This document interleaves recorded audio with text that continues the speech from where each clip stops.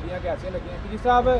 ਦੱਸੋ ਫਿਰ ਤਬਦੀਲੀਆਂ ਤੁਸੀਂ ਚੈੱਕ ਕੀਤੀਆਂ ਪਿੱਛੇ ਸਾਡੇ 260 ਹੈ ਦੀ 5 ਮਾਡਲ ਹੈ ਪਿੱਛੇ ਤੁਸੀਂ 85 ਵੀ ਦੇਖਿਆ ਇੱਧਰ ਵੀ ਖੜੇ ਨੇ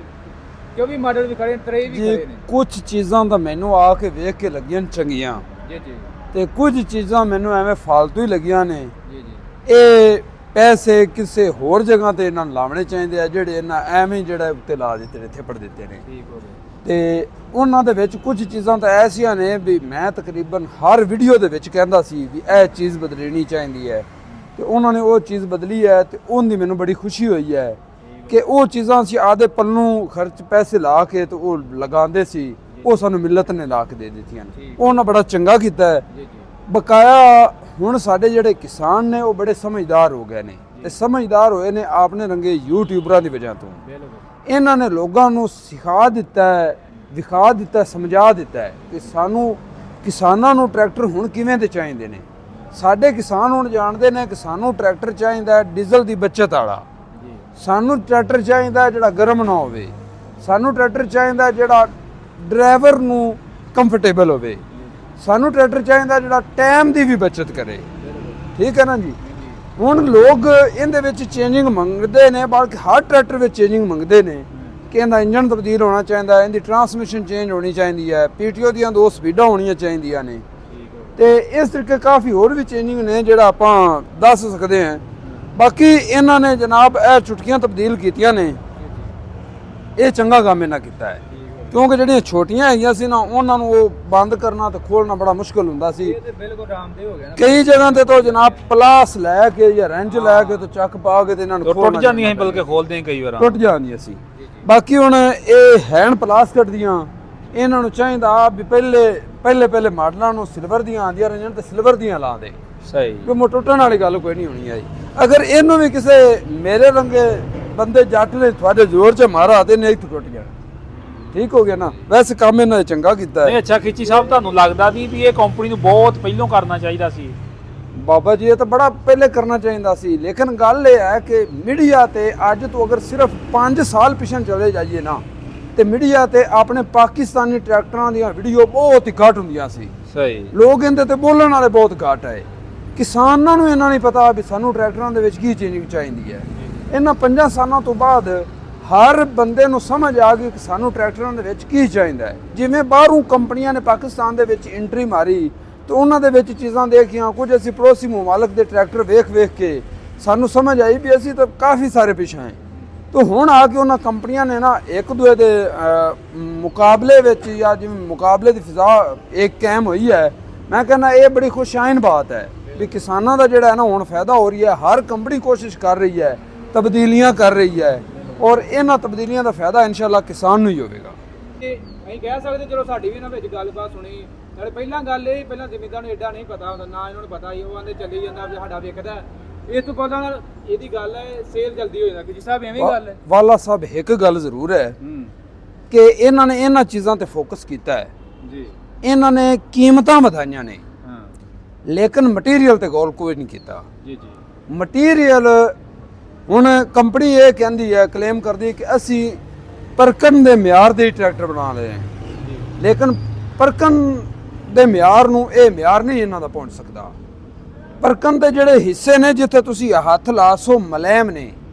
ਮੇਰੇ ਗਵਾੜ ਨਾਲ ਡਿਲਕਸ ਟਰੈਕਟਰ ਗਿਆ ਤੇ ਬੜੇ ਸ਼ੌਕ ਨਾਲ ਉਹਨੇ 640 ਸੀ ਉਹ ਵੇਚ ਕੇ ਤੇ ਉਹਨੇ ਡਿਲਕਸ ਲਿਆ ਤੇ ਉਹ ਕਹਿੰਦਾ ਮੈਂ ਇੱਕ ਦਫਾ ਗਰੀ ਪੰਪ ਨਾਲ ਵਾਸ਼ ਕਰਨ ਲੱਗਾ ਤਾਂ ਉਹਦਾ ਜਿਹੜਾ ਨਾ ਚੇਸੀ ਤੋਂ ਸਾਰਾ ਕਲਰ ਉਤਰ ਗਿਆ ਤੇ ਅਗਰ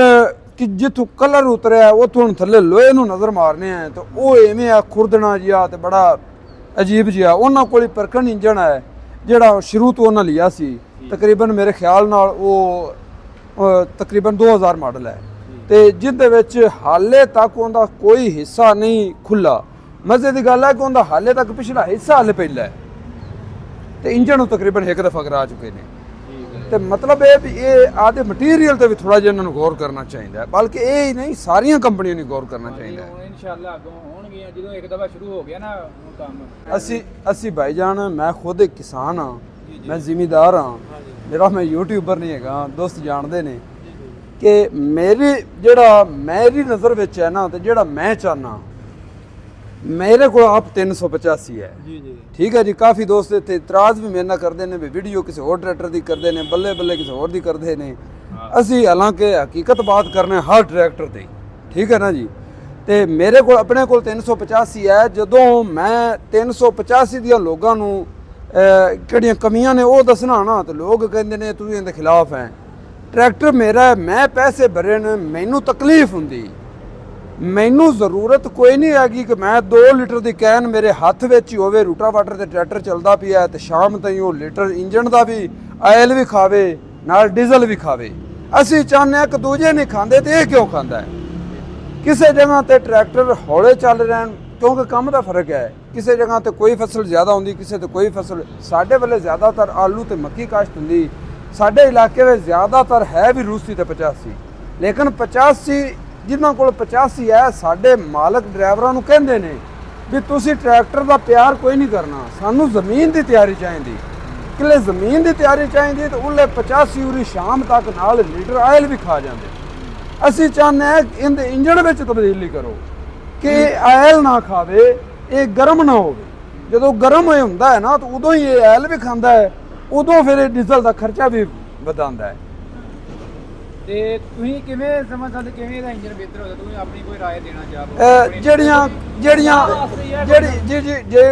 ਜਿਹੜੀ ਕੰਪਨੀ ਦੀਆਂ ਅਸੀਂ ਗੱਲਾਂ ਸੁਣੀਆਂ ਨੇ ਜਾਂ ਉਹਨਾਂ ਨੇ ਕਾਫੀ, ਕਿਉਂਕਿ ਉਹਨਾਂ ਤੱਕ ਇਹ ਸਾਰੀਆਂ ਗੱਲਾਂ ਪਹੁੰਚਦੀਆਂ ਨੇ, ਉਹ ਤਾਂ ਕਹਿੰਦੇ ਨੇ ਵੀ ਇਹ ਇੱਕ ਸਾਡੇ ਕੋਲ ਡਿਜ਼ਾਈਨ ਹੈਗਾ, ਮਿਲਤ ਦੇ ਕੋਲ ਡਿਜ਼ਾਈਨ ਹੈ 385 ਦਾ, ਅਸੀਂ ਇਹਦੇ ਵਿੱਚ ਚੇਂਜ ਨਹੀਂ ਕਰ ਸਕਦੇ। ਇਹਦੇ ਵਿੱਚ ਸਿਰਫ ਚੇਂਜ ਜ਼ਿਆਦਾ ਤੋਂ ਜ਼ਿਆਦਾ ਇਹੀ ਹੋ ਸਕਦਾ ਹੈ, ਕਿਹੜਾ ਕਿਸਾਨ ਪਹਿਲੇ ਕਰ ਰਹੇ ਨੇ ਵੱਡਾ ਫਿਲਟਰ ਲਾ ਲਿਆ, ਲੀਟਰ ਇੱਕ ਵਾਧੂ ਪਾ ਲਿਆ, 9 ਲੀਟਰ ਕਰ ਲਿਆ, ਜਾਂ ਕੋਈ ਦੋਸਤ ਆਦੇ ਕੋਲੋਂ ਆਇਲ ਕੂਲਰ ਵੀ ਲਗਾ ਦਿੰਦੇ ਨੇ ਤੇ ਉਵੇਂ ਲੀਟਰ 2 ਲੀਟਰ ਵਧਾ ਲੈਂਦੇ ਨੇ। ਲੇਕਿਨ ਜਿੰਨੀ ਦੇਰ ਇਹਦਾ ਇੰਜਨ ਚੇਂਜ ਨਾ ਹੋਇਆ, ਇਹ ਮੇਰੇ ਖਿਆਲ ਦੇ ਮੁਤਾਬਕ ਮਾਡਲ ਹੀ ਨਵਾਂ ਬਣੇਗਾ। ਭਾਈਜਾਨ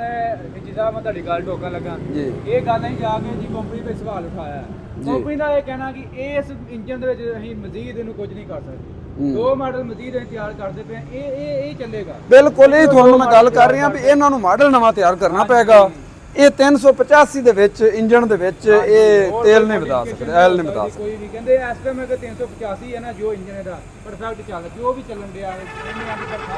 ਬਾਕੀ ਜੋ ਵੀ ਚੱਲਣ ਡਿਆ, ਇਹਦੇ ਵਿੱਚ ਮਜ਼ੀਦ ਮੋਡੀਫਿਕੇਸ਼ਨ ਆਂਦੇ ਨਹੀਂ ਕਰ ਸਕਦੇ। ਬਿਲਕੁਲ, ਉਹਦੇ ਨਾਲ ਇੰਜਨ ਤੇ ਲੋਡ ਹੀ ਪੈਣਾ। ਜੀ ਜੀ, ਜਿਵੇਂ ਤੁਹਾਨੂੰ ਪਤਾ ਹੀ ਹੈ, ਜਿਵੇਂ ਜੇ ਮਜ਼ੀਦ ਕਰੋਗੇ ਜੋ ਯਾਰ ਨਾ ਇਹ ਇੱਕ ਹੋਰ ਗੱਲ ਹੈ ਵਾਲਾ ਸਾਹਿਬ, ਵੀ ਅਸੀਂ ਵੀ ਨਹੀਂ ਚਾਹੁੰਦੇ ਕਿ ਅਸੀਂ ਕੋਈ ਇੰਪੋਰਟਡ ਟਰੈਕਟਰ ਬਾਹਰੋਂ ਇੰਪੋਰਟ ਕਰਵਾਈਏ ਜਾਂ ਇੰਪੋਰਟਡ ਟਰੈਕਟਰ ਜਿਹੜੇ ਪਾਕਿਸਤਾਨ ਵਿੱਚ ਆ ਗਏ ਉਹ ਚਲਾਈਏ, ਕਿਉਂਕਿ ਉਵੇਂ ਆਪਣਾ ਸਾਰਾ ਜਿਹੜਾ ਪੈਸਾ ਹੈ ਉਹ ਬਾਹਰ ਹੀ ਉਹਨਾਂ ਨੂੰ ਵਟੀਂਦਾ ਹੈ। ਅਸੀਂ ਵੀ ਚਾਹੁੰਦੇ ਹਾਂ ਕਿ ਸਾਡੀਆਂ ਲੋਕਲ ਕੰਪਨੀਆਂ ਨੂੰ ਸਾਡਾ ਹੀ ਪੈਸਾ ਜਾਵੇ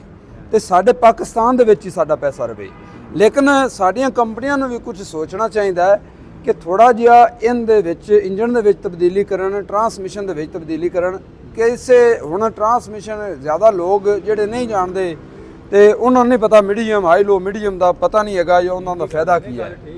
ਹੁਣ ਅਸੀਂ ਹਾਈ ਲੋ ਮੀਡੀਅਮ ਜਿਹੜਾ ਲੋਕ ਜਾਣਦੇ ਨੇ ਨਾ, ਉਹਦਾ ਫਾਇਦਾ ਕੀ ਹੈ? ਉਹਨੇ ਕਰਾਇਆ ਜਾਂ ਗਾਰਡ ਆਏ, ਹਾਂਜੀ, 3 ਮੀਡੀਅਮ ਆਏ, ਉਹਨਾਂ ਦਾ ਫਾਇਦਾ ਕੀ ਹੈ ਕਿ ਜਦੋਂ ਆਪਾਂ ਪਹਿਲੇ ਗੇਅਰ ਵਿੱਚ ਟਰੈਕਟਰ ਚਲਾਉਂਦੇ ਆ, ਟਰੈਕਟਰ ਤੇ ਲੋਡ ਕੋਈ ਨਹੀਂ ਹੁੰਦਾ, ਟਰੈਕਟਰ ਦੀ ਸਪੀਡ ਬਹੁਤ ਘੱਟ ਹੈ ਤੇ ਆਪਾਂ ਉਹ ਟਾਈਮ ਜਿਹੜਾ ਨਾ ਬੜਾ ਲੱਗਦਾ ਹੈਗਾ, ਡੀਜ਼ਲ ਦਾ ਖਰਚ ਹੁੰਦਾ ਹੈ। ਜਦੋਂ ਆਪਾਂ ਅਗਰ ਦੂਸਰਾ ਗੇਅਰ ਲਾਣੇ ਆ ਤੇ ਉਹਦੇ ਤੇ ਟਰੈਕਟਰ ਤੇ ਲੋਡ ਪੈਂਦਾ, ਸਪੀਡ ਕਿਉਂਕਿ ਜ਼ਿਆਦਾ ਵੱਧਦੀ, ਟਰੈਕਟਰ ਤੇ ਲੋਡ ਪੈਂਦਾ ਹੈ, ਫਿਰ ਵੀ ਡੀਜ਼ਲ ਦਾ ਖਰਚਾ ਵੱਧਦਾ ਹੈ। ਜਦੋਂ ਲੋਡ ਪਵੇਗਾ ਉਹ ਧੂਆਂ ਵੀ ਮਾਰੇਗਾ, ਜਦੋਂ ਜ਼ਹਿਰੀ ਗੱਲ ਹੈ ਧੂਆਂ ਮਾਰੇਗਾ, ਉਹ ਲੋਡ ਵਿੱਚ ਚੱਲੇਗਾ ਤਾਂ ਫਿਰ ਡੀਜ਼ਲ ਦਾ ਖਰਚਾ ਵਧੇਗਾ। ਸਾਨੂੰ ਚਾਹੀਦਾ ਸੈਂਟਰ ਵਾਲਾ ਇੱਕ ਗੇਅਰ, ਪਹਿਲੇ ਤੇ ਦੂਜੇ ਦੇ ਸੈਂਟਰ ਵਿੱਚ। ਉਹ ਜਦੋਂ ਮੀਡੀਅਮ ਗੇਅਰ ਦੇਣਗੇ ਨਾ ਤੇ ਫਿਰ ਅਸੀਂ ਸੈਂਟਰ ਵਾਲੀ ਸਪੀਡ ਲਾ ਕੇ ਤੇ ਖਰਚਾ ਵੀ ਘਟਾ ਸਕਨੇ ਆ ਤੇ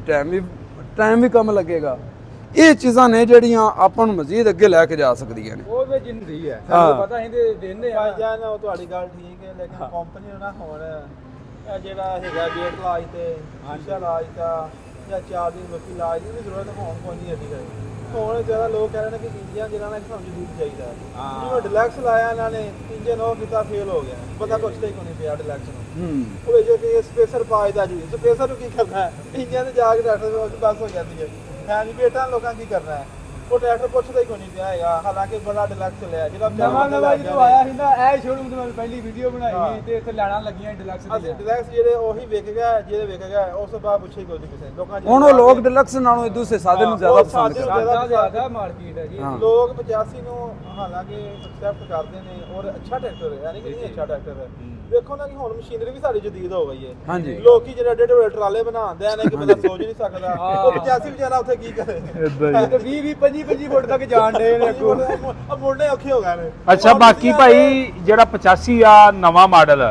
ਉਹਦੀ ਕੀ ਕੀਮਤ ਹੈ? 260 ਦੀ ਕੋਈ ਕੀਮਤ ਦੋਸਤਾਂ ਨੂੰ ਦੱਸ ਦਿਓ। ਸਰ ਕੀਮਤ ਜਿਹੜੀ 85 ਦੀ ਹੈਗੀ ਜੇ ਉਹ ਕੰਪਨੀ ਰੇਟ ਤੇ ਹੀ ਹੈ 38,30,000। ਸਹੀ। ਹਾਂਜੀ 260 ਜਿਹੜਾ ਜੇ ਉਹ ਵੀ 10,000 ਰੁਪਏ ਦਾ। ਇਹ 28,10,000 ਰੁਪਏ। 10,000 ਰੁਪਏ ਦਾ ਲੇਟੈਸਟ ਮਾਡਲ ਸਹੀ। ਬਾਕੀ ਕੋ ਆਪਣਾ ਰਾਬਤਾ ਨੰਬਰ ਸ਼ੇਅਰ ਕਰ ਦਿਓ। ਪੁਰਾਣਾ ਜਿਹੜਾ ਹੈਗਾ ਉਹ ਵੀ 25 ਮਾਡਲ ਹੈ ਵੇ, ਜਿਹਦੇ ਦੇ ਚੀਜ਼ਾਂ ਨਹੀਂ ਲੱਗੀਆਂ ਹੈਗੀਆਂ। ਸਹੀ। ਤਬਦੀਲੀਆਂ ਤੋਂ ਬਗੈਰ ਜਿਹੜਾ ਤਬਦੀਲੀਆਂ ਤੋਂ ਬਗੈਰ ਜਿਹੜਾ ਉਹ 85 ਮਿਲ ਜਾਏਗਾ 37 ਦਾ। ਉਹ ਨਹੀਂ ਲਾਣਾ ਕਿਸੇ ਨੇ ਵੀ ਹੁਣ। ਤੇ ਜਿਹੜਾ 27.5 ਦਾ। ਭਾਜੀ ਸਹੀ। ਮੇਨ ਗੱਲ ਇਹ ਹੈ ਜੀ। ਵੀ ਪਹਿਲਾਂ ਵੇਖੀ ਦਾ ਹੁੰਦਾ ਹੀ ਆ ਦਿਨਾਂ ਦੇ ਵਿੱਚ ਨਾ ਟਰਾਟਾਂ ਦੇ ਹੋਣ ਚੜ ਜਾਂਦੇ ਹੁੰਦੇ ਹਾਂਜੀ ਹਾਂਜੀ। ਹੁਣ ਹੁਣ ਚੜਨ ਵਾਲੇ ਕੋਈ ਹੈ ਸੀਨ ਨਹੀਂ, ਭਾਜੀ ਮਾਰੀ ਉਹਨੇ ਕੁਛ ਟਰੈਕਟਰ ਨਹੀਂ ਭਾਈ ਹੈਗਾ। ਮਾਸ਼ਾਅੱਲਾ ਇੰਨੇ ਕੁ ਮਾਰਕੀਟ ਹੋ ਗਏ ਨੇ ਨਾ ਤੇ ਅੱਛਾ ਨਾ ਮੈਂ ਕਹਿਣਾ ਭਾਈ ਜੀ ਨਾ ਇਹ ਗ੍ਰੀਨ ਸਕੀਮ ਦੇ ਵਿੱਚ ਨਾ ਇਹ ਸਾਰਾ ਸਕੈਮ ਹੋਇਆ ਹੈ ਤੇ ਸਕੈਮ ਹਕੂਮਤ ਨਾਲ ਵੀ ਹੋਇਆ ਹੈ। ਹਕੂਮਤ ਤਾਂ ਖੈਰ ਮੁੜ ਆਪਾਂ ਕੀ ਉਹ ਤਾਂ ਸਹਿ ਜਗ੍ਹਾ ਤੇ ਹੋਇਆ ਵੀ ਹੈ ਤੇ ਜ਼ਿਮੀਂਦਾਰਾਂ ਨਾਲ ਵੀ ਹੋਇਆ ਹੈ ਕਿਉਂਕਿ ਜਦੋਂ ਗ੍ਰੀਨ ਸਕੀਮ ਦਿੱਤੀ ਗਈ ਤੇ ਬਸ ਯਾ ਗ੍ਰੀਨ ਸਕੀਮ ਸ਼ੁਰੂ ਹੋਈ ਨਾਲ ਹੀ 5 ਲੱਖ ਰੁਪਇਆ ਟਰੈਕਟਰ ਦੀ ਕੀਮਤ ਵੀ ਚੱਕ ਦਿੱਤੀ ਹੈ ਤੇ ਲੋਕਾਂ ਨੇ ਟੈਕਸ ਹੀ ਲਾਇਆ ਨਾ ਲੇਕਿਨ ਉਹ ਸਾਡੇ ਵੱਲੋਂ ਤਾਂ ਕੀਮਤ ਵੱਧ ਗਈ ਹੈ ਨਾ 10 ਲੱਖ ਰੁਪਇਆ ਜਿਹੜਾ ਸਾਨੂੰ ਛੱਡਦੇ ਪੈਣ 5 ਤਾਂ ਉਹਨਾਂ ਜੇਬ ਵਿੱਚੋਂ ਕੱਢ ਲਿਆ ਹੈ ਨਾ ਕੀਮਤ ਜਾਂ ਤਾਂ ਉਹੀ ਰੱਖਦੇ ਨਾ ਟੈਕਸ ਕਿਉਂ ਲਾਇਆ ਨੇ ਕਿ ਇਹਦਾ ਟੈਕਸ ਕੀ ਇਹਦੇ ਨਾਲ ਹੋ ਗਿਆ ਕੀ ਇਹਦੇ ਵਿੱਚ ਨਵਾਂ ਕੋਈ ਪਾ ਦਿੱਤਾ ਨੇ ਜਾਂ ਕੋਈ ਇਹ ਮਿਲਤ ਕੰਪਨੀ ਬਾਹਰੋਂ ਕੋਈ ਚੀਜ਼ਾਂ ਐਕਸਪੋਰਟ ਕਰ ਰਹੀ ਹੈ ਜਿੰਦੇ ਤੇ ਹਕੂਮਤ ਨੇ ਟੈਕਸ ਲਾ ਦਿੱਤਾ ਵੀ ਇਹ ਜਿਹੜਾ ਨਾ ਤੁਸੀਂ ਸਾਰਾ ਟਰੈਕਟਰ ਬਾਹਰੋਂ ਲੈ ਕੇ ਆਓ ਲੋਹਾ ਤਾਂ ਸਾਰਾ ਪਾਕਿਸਤਾਨੀ ਹੈ ਨਾ ਤੇ ਬਜਾਏ ਸਹੂਲਤ ਦੇਵਣ ਦੇ ਉਲਟਾ ਮੈਂ ਤਾਂ ਕਹਿੰਦਾ ਵੀ ਇਹ ਵਿੱਚ ਹਕੂਮਤ ਦਾ ਵੀ ਇਹ ਹਕੂਮਤ ਨੂੰ ਵੀ ਸਾਡੀ ਅਪੀਲ ਹੈ ਕਿ ਤੂੰ ਕੋਈ ਸਹੂਲਤਾਂ ਦਿਓ ਸਾਡੀਆਂ ਕੰਪਨੀਆਂ ਨੂੰ ਇਹਨਾਂ ਨੂੰ ਕੋਈ ਛੂਟ ਦਿਓ ਸਹੂਲਤ ਦਿੱਤੀ ਹੈ ਜੀ ਉਹਨਾਂ ਹੈ ਸਹੂਲਤ ਦਿੱਤੀ ਜ਼ਿਮੀਂਦਾਰਾਂ ਨੂੰ ਕੀ ਜਿਆਦਾ ਸੋਹਣਾ ਮੁਖੜਾ ਵੇਖਣ ਨੂੰ ਹਾਂ ਹੋਰ ਹੁਣ ਤੁਸੀਂ ਕੀ ਆਖਦੇ ਜੀ ਚਲੋ ਜ਼ਬਰਦਸਤ ਹੋ ਗਿਆ ਬਾਕੀ ਜਿਹੜਾ ਨਾ ਵੇਖੋ ਹੁਣ ਸਿਰਫ ਜਿਹੜੇ ਮਾਡਲ ਨੇ ਇੱਕ 240 ਹੈ 260 ਹੈ 385 ਹੈ ਇਹਨੂੰ ਚੱਲਣ ਦੇਣ ਬਕਾਇਆ ਇਹਨਾਂ ਨੇ 350 ਕੱਢਿਆ ਉਹ ਵੀ ਨਕਾਮ 360 ਕੱਢਿਆ ਉਹ ਵੀ ਨਕਾਮ ਫਲੈਕਸ ਕੱਢਿਆ ਉਹ ਵੀ ਨਕਾਮ 75 ਉਹ ਵੀ ਨਕਾਮ ਹੈ ਜੀ 235 ਰਹਿ ਗਿਆ 235 ਜਿਹੜਾ ਉਹਨੂੰ ਵੀ ਕਿਸੇ ਨੇ ਪੁੱਛਿਆ ਕਿ ਹੈ ਵੀ ਕਿ ਨਹੀਂ ਹੈਗਾ ਭਾਈ ਜੀ ਪਤਾ ਕੀ ਹੈ ਅਸੀਂ ਠੀਕ ਆ ਸੇਲ ਵੀ ਠੀਕ ਆ ਜ਼ਿਮੀਦਾਰ ਹਾਲਾਂਕਿ ਚਲੋ ਕੰਮ ਅੱਡਾ ਨਹੀਂ ਕੱਢਦਾ ਹੈ ਜੇ ਅੱਗੋਂ ਇਹਨਾਂ ਨੂੰ ਮਜ਼ੀਦ ਕੋਈ ਨਵਾਂ ਮਾਡਲ ਕੰਪਨੀ ਨੂੰ ਚਾਹੀਦਾ ਮੁਤਾਰਫ ਕਰਾਵੇ ਉਹਦੇ ਵਿੱਚ ਕੋਈ ਟੋਟੇ ਪਾਉਣ ਦੀ ਲੋੜ ਕੋਈ ਨਹੀਂ ਹਾਂ ਲੈ ਲੈ ਇੰਜਨ ਹੋਵੇ ਉਹਦਾ ਇੰਜਨ ਜਿਹੜਾ ਨਾ ਬਾਕੀ 100 ਹਾਰਸ ਪਾਵਰ ਦਾ ਕਰਦੇ ਨੇ ਉਹ ਭਾਈ ਤਿਆਰ ਮੈਨੂੰ ਵਾਲਾ ਸਾਹਿਬ ਐਵੇਂ ਲੱਗਦਾ ਹੈ ਵੀ ਇਹਨਾਂ ਨੂੰ 850 ਤੋਂ ਅਗਾਂਹ 898 ਤੇ ਜਾਣਾ ਪਈ ਸੀ ਕੱਢਣਗੇ ਜੀ ਕੱਢਣਗੇ ਹੈ ਕਿ ਨਹੀਂ? ਪੈਣਾ 850 ਤੋਂ 850 ਤੋਂ ਅਗਾਂਹ ਲੱਗਣਾ ਪੈਣਾ ਹੈ ਇਹਨਾਂ ਨੂੰ 398 ਤੇ ਜਾਣਾ ਪੈਣਾ ਜਾਂ 475 ਤੇ ਜਾਣਾ ਪੈਣਾ ਆ